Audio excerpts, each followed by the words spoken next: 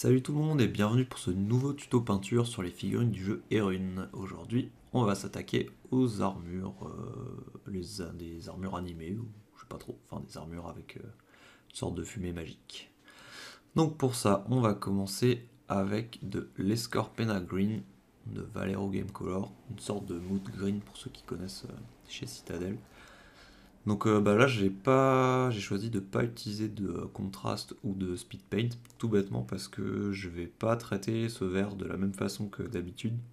Je vais pas assombrir les creux et éclaircir les arêtes, je vais faire le contraire pour que ça fasse une sorte d'effet un peu magique. Donc vous verrez ça dans la vidéo. Donc là je base toutes les sortes de volutes de fumée magique en Escorpena Green. Voilà, donc il y aura besoin probablement de deux couches. Donc moi j'ai fait deux couches, c'est une couleur qui couvre plutôt bien. Donc deux couches ça suffit, surtout que ma sous-couche est quand même bien claire. Voilà, alors on peut y aller assez gaiement.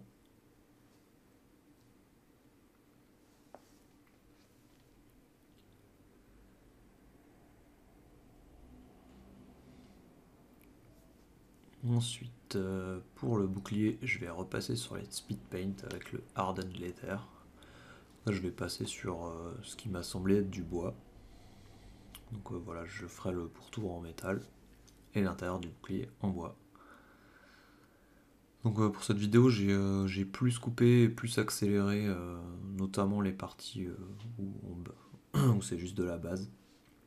Ça me permet d'avoir une vidéo légèrement plus courte que les autres. Bon, elle fait quand même 15 minutes, mais dites-moi si ça vous plaît plus comme format ou si vous préférez que je détaille un peu plus. Ensuite, pour les parties d'armure, on va baser en Gravelord Grey, donc une couleur un peu sombre pour pouvoir poser les métalliques ensuite. Et avec cette couleur, je ferai également le socle. Mais ça, je ne le montre pas en vidéo, c'est exactement le même socle que pour les gobelins, pour les armures et pour les rats. Donc pour les armures, déjà, je vous l'avais pas détaillé plus que ça. Donc voilà, il faut voir la vidéo sur les rats pour avoir tout le socle complet. Donc voilà, sur cette figurine, le schéma de couleur est assez simple. En gros, il y a trois couleurs, le vert, le bois et le métallique. Sûrement pour ça aussi qu'elle est légèrement plus courte. Voilà, donc là, j'accélère. J'aurais presque pu couper un peu plus même là. Voilà, une sorte de fouet, de chaîne, je vais les faire en métallique aussi. Je vais faire tous les métalliques pareil, j'ai pas de feuilles des métalliques différents. J'aurais pu faire le manche du fouet en bronze par exemple, mais non, là, ce sera de l'acier partout. Ensuite, on va baser sur le gris foncé avec du gunmetal. Donc là, pareil, c'est plus ou moins la même recette de métal que dans mes autres vidéos. Savoir un métal bien sombre, un lavis en noir ou en marron, et ensuite juste un réhaut des arêtes en métal très clair. Alors c'est pas ce qu'il y a de plus poussé, mais pour la figurine de jeu c'est pas mal, ça fait métallique et il y a quand même des petites nuances. Donc là pour les armures, pour changer un peu des squelettes et des gobelins, j'ai choisi de pas mettre de rouille du tout. Parce que même si elles ont l'air un peu usées, au final c'est des armures magiques, j'ai considéré, donc elles sont pas rouillées.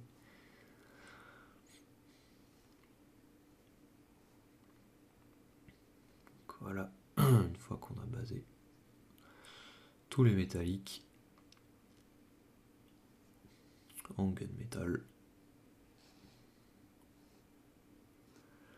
Ensuite, on va faire un lavis en nul oil.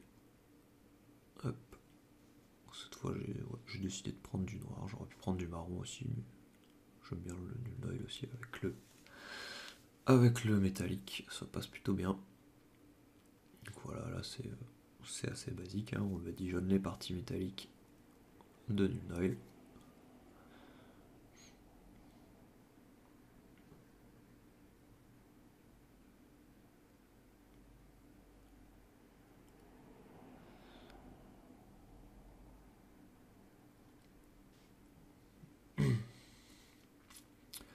Ensuite, on va passer à la partie un peu plus technique.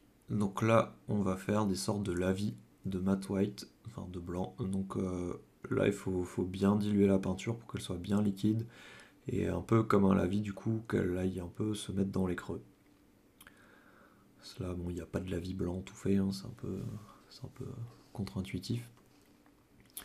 Donc voilà, là j'en mets un peu partout, là où il y a de la fumée, en m'assurant le plus possible que ça coule dans les creux, pour faire une sorte d'effet magique, donc la partie la plus chaude ou la plus magique soit à l'intérieur.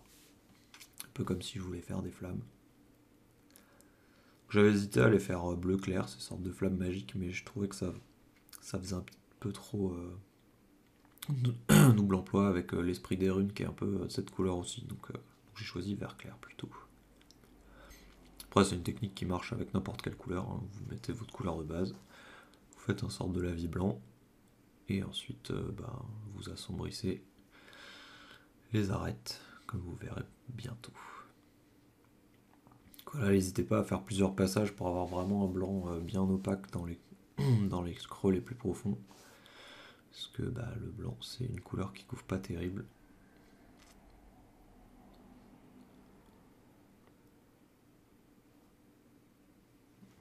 Voilà, une fois que vous êtes satisfait de votre blanc, vous reprenez votre couleur de base, donc là c'est de l'escorpenagrine toujours.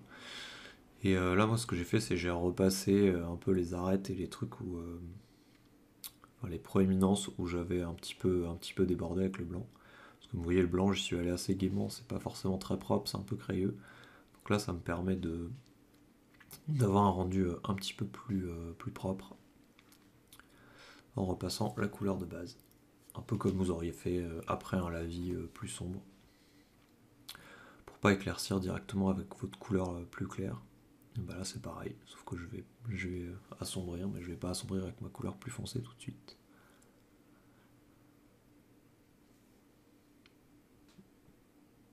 Voilà. En prenant soin de recouvrir un peu le blanc qui aurait dépassé sur des proéminences que vous vouliez vertes.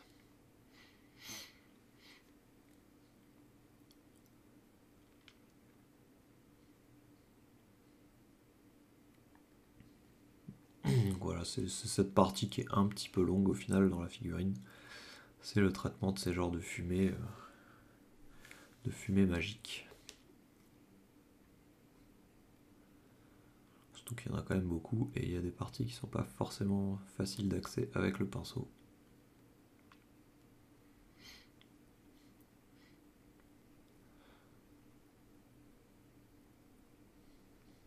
Voilà, donc une fois que vous êtes satisfait avec votre rendu de vert, moi j'ai choisi du Scurvy Green comme couleur pour assombrir les arêtes.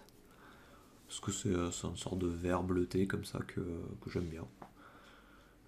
Voilà, donc là, par contre, vous n'allez pas en mettre autant que le Escorpena Green d'avant. Là, vous allez vous concentrer sur les arêtes vraiment les plus proéminentes. Vraiment comme ce que vous auriez fait avec un éclaircissement en fait. Sauf que là, c'est pas vraiment zénithal vu que la chaleur et la lumière est censée venir de l'intérieur. Moi, j'ai assombri vraiment toutes les arêtes, peu importe si elles étaient en bas ou en haut de la figurine.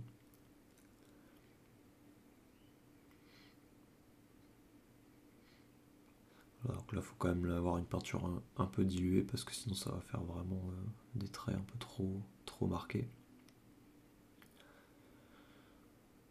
Mais bon, ça reste une figurine de jeu, donc j'ai pas non plus soigné mes transitions des masses.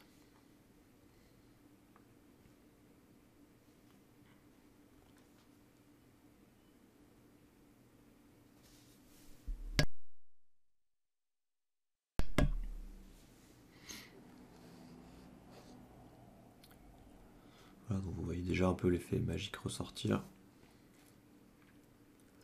avec ce Scurvy Green. Et ensuite, un petit peu comme un dernier éclaircissement d'arête, je vais faire un dernier rassombrissement d'arête. Donc là avec du noir, vraiment sur les parties vraiment les plus au bout des sortes de proéminence, des sortes de flamèches. Pour faire vraiment un effet très sombre au-dessus. Enfin pour assombrir encore un peu le Scurvy Green. Donc là faut pas forcément en mettre partout, sinon ça va faire trop sombre.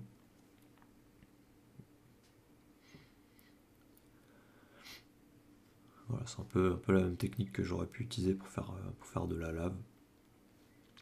Partant d'un jaune, faisant des lavis blancs, puis en reprenant, passant en jaune, puis orange, puis rouge et un petit peu de noir pour vraiment la roche en fusion séchée.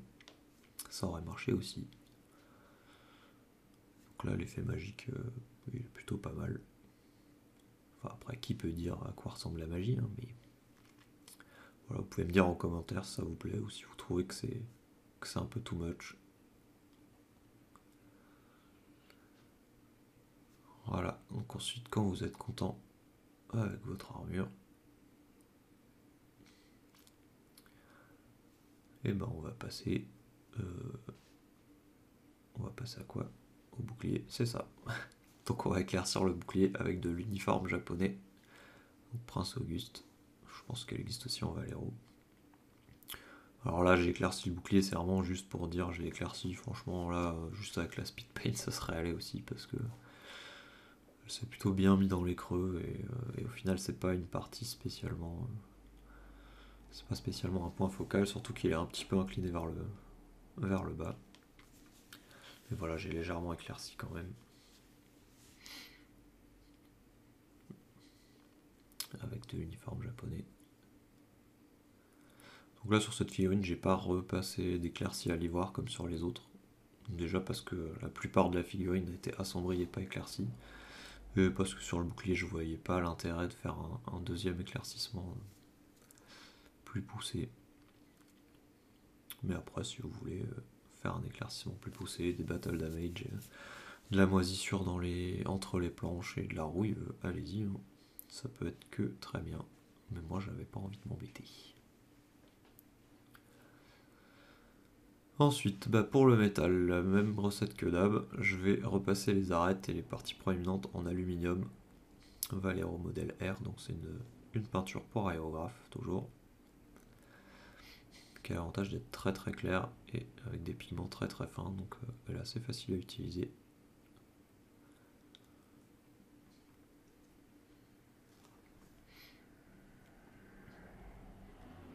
Donc vraiment pour mettre des petits points de lumière sur les arêtes et tout.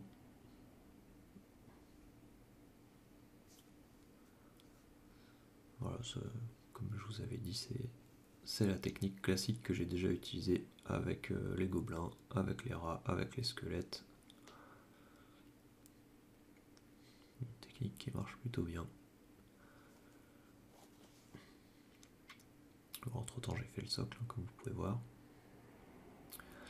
Ensuite, je vais reprendre mon Escorpena Green et je vais faire une sorte d'effet OSL. Alors OSL, c'est vite dit, hein, parce que j'ai pas du tout préparé la surface pour de l'OSL.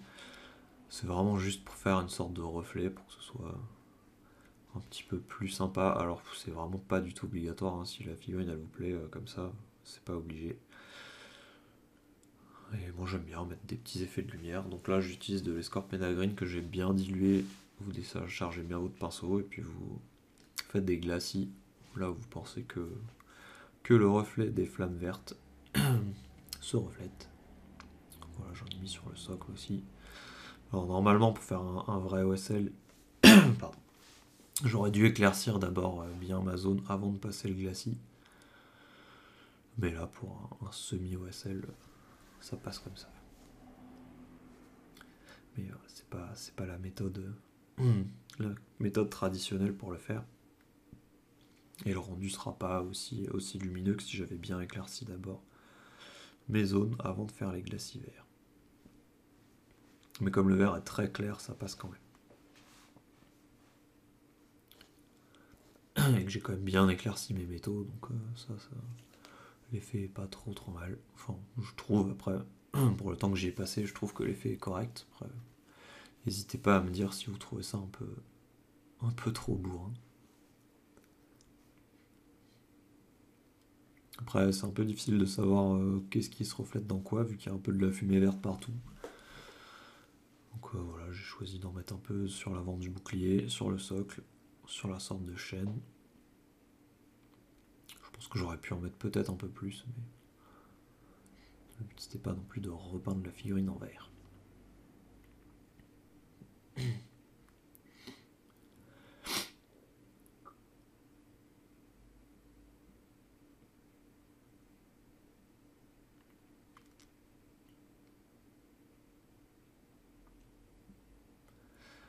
Et voilà ce que ça donne une fois le bord de socle peint en noir pour faire bien propre. Voilà, il y a des petites photos qui vont arriver après comme d'habitude. Et voilà, n'hésitez pas à me dire en commentaire ce que vous en pensez, si ça vous plaît, si ça vous plaît pas, comment je pourrais m'améliorer tout ça. Allez, ciao ciao, bonne peinture!